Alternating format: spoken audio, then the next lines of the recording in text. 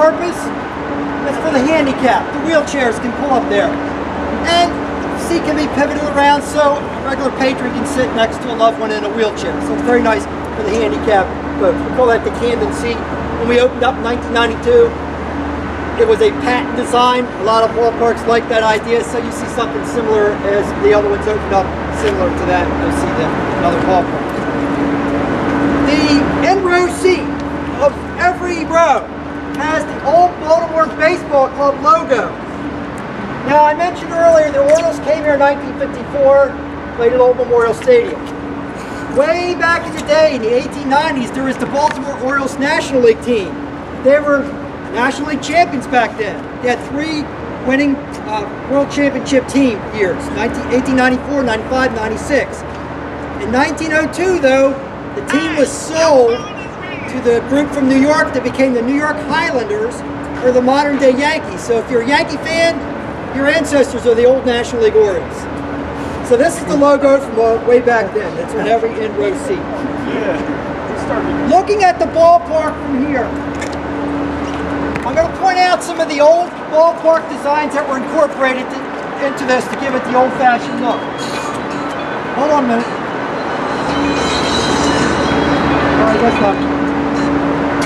All right, if you look at our batter's eye, who knows what the batter's eye is? The green wall is called the batter's eye. In Major League Baseball now, you have to have a solid wall, hill, shrubbery, some type of solid area behind the center field in line of the vision of the batter, so that when a 90-mile-an-hour fastball is coming out of a pitcher's hand, you can read it coming at you. It's called the batter's eye. That is our tribute to the Green Monster in Fenway Park. That's our mini Green Monster.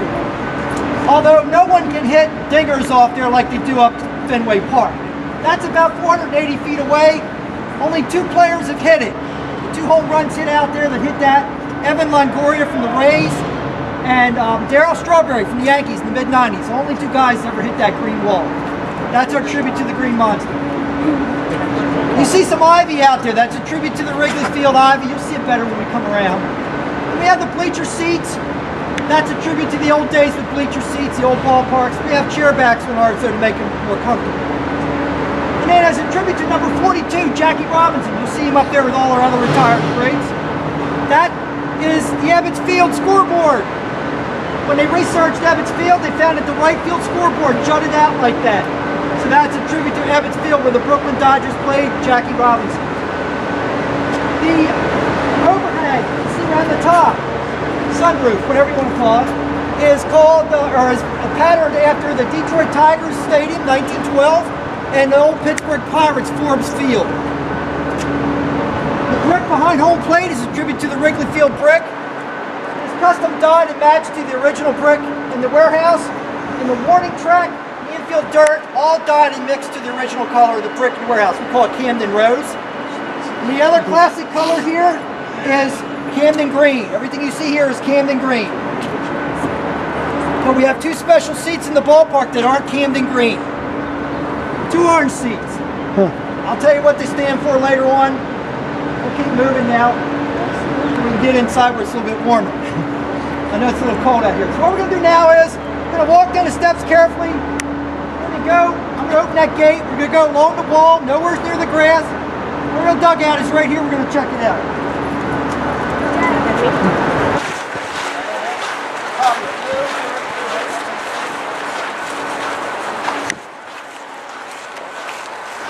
What happens is a lot of people sit on the board and they put their feet on the padding, so that's how they get dirty like that. This is the Oriole dugout.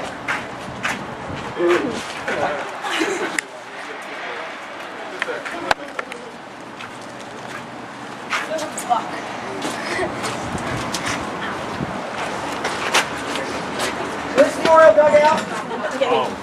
Just like the rest of the theme of the ballpark, very plain, old-fashioned, nothing fancy out here.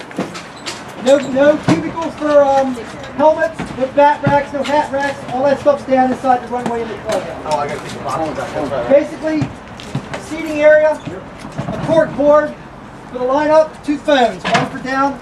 You check the replays, the other one goes out to the bullpen. Now we want to make sure things are very comfortable for our players, so we have padding for our guys. No padding over there. Couple trays for the sunflower seeds and Gatorade and all that stuff. We don't have that over there. Now both sides do have the heaters underneath for the cooler months. You gotta do that. Now we have what I think, personal opinion, Buck Showalter, the best manager in baseball, all right?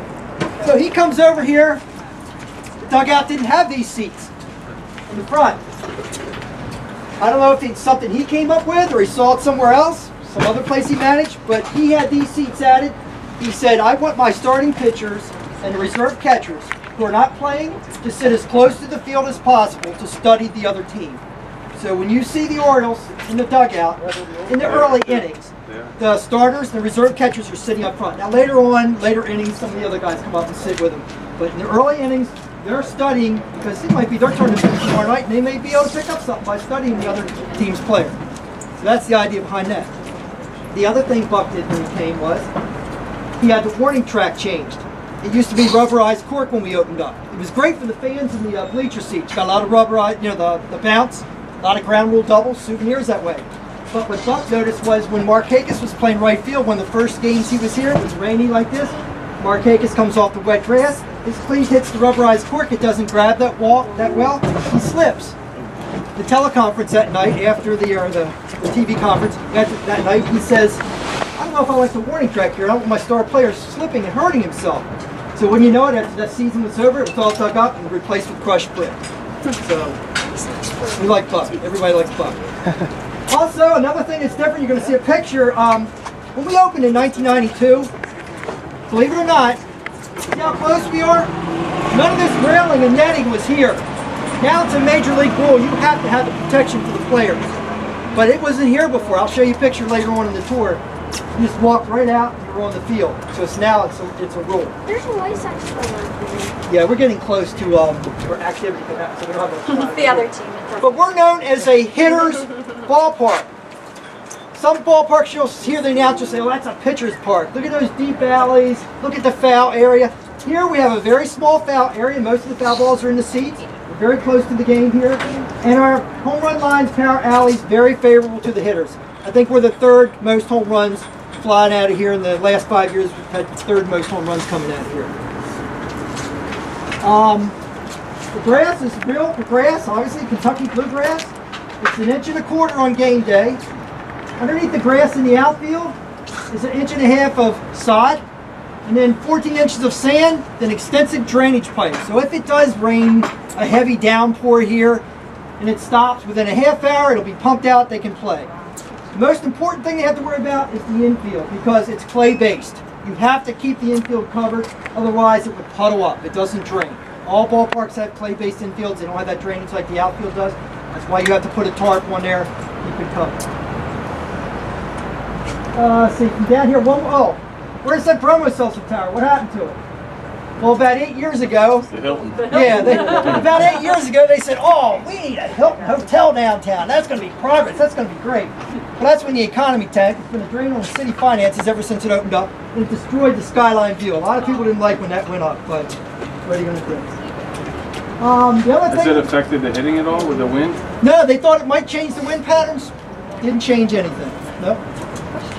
The other thing, ball players when they come in, when we opened up, we told them, watch the Oriole weather vane birds. You'll be able to tell which way the wind's blowing. The ball players like to know which way the wind's blowing to adjust their swing. So after a couple games, they would watch those birds, and one would be turning around, one would be perfectly still because of the swirling effect. Those things don't tell you anything. You can't look at them. Somebody started to look at Boog's Barbecue smoke trail, and they said, "Hey, that's a better way to tell."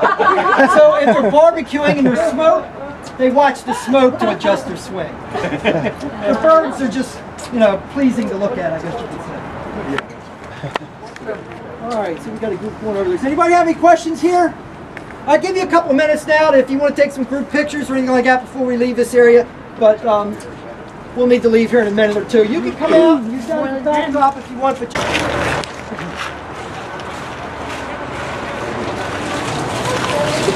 I can.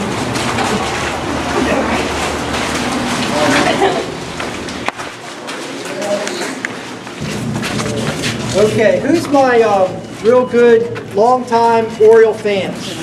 I'm trying.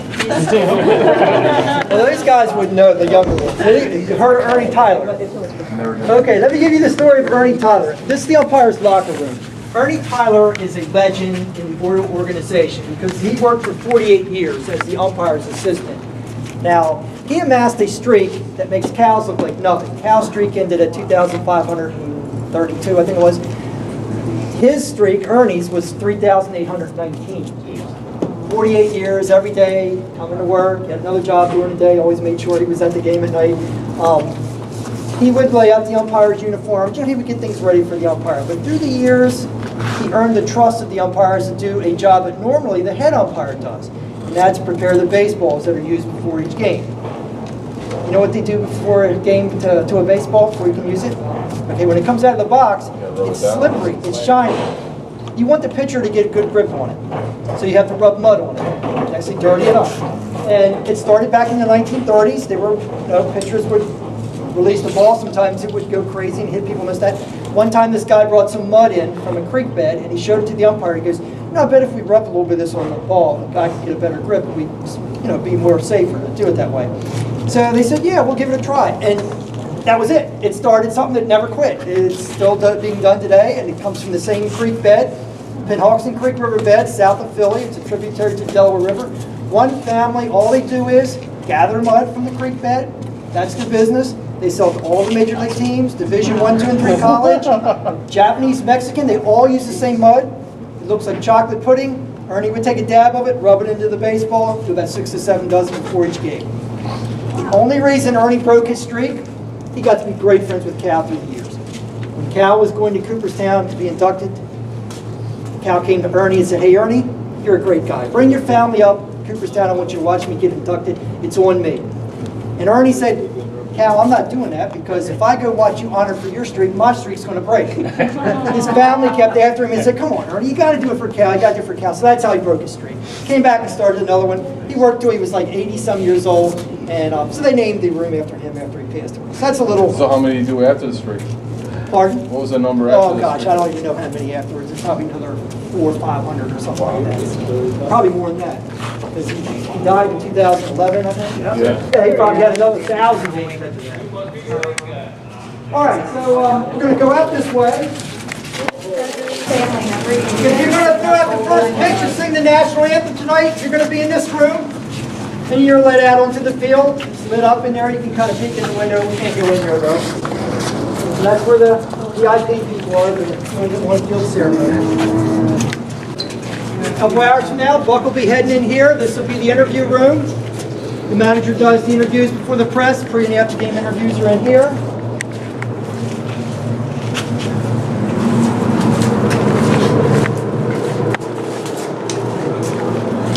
Okay, we're under the stands. You see all the inner workings of the ballpark? And that trough up there is about 186 miles of wire that circle the ballpark. Goes up to a room upstairs. We're going to show you that room in a little while. This room is for the Oriole players that have young children. It's like a little nursery room set up for the youngsters. Okay, so that's real nice. If you're an Oriole player, you've got some youngsters. Mom can be in there with them, or they can have a nanny or something like that. You can see it's very nice for the young kids. Now, if you ever want to come to see the Oriole Clubhouse, it's down that way. Come to Fan Fest. When you go to Fan Fest over at the Convention Center, your ticket to that allows you to walk over here. You get to see the strength and conditioning room, the batting cages, all that kind of stuff. One of the, it's down there under the stands. They have a hitting cage and strength and conditioning room. All that is all down there under the stands. You can see that on the Fan Fest, wherever you see the clubhouse. All right, we're going to go in this direction. Oh, the Oriole Bird, when you see him working the stands tonight, that's his locker room. They call it the Jamie Parker. Oriole Bird, the mascot.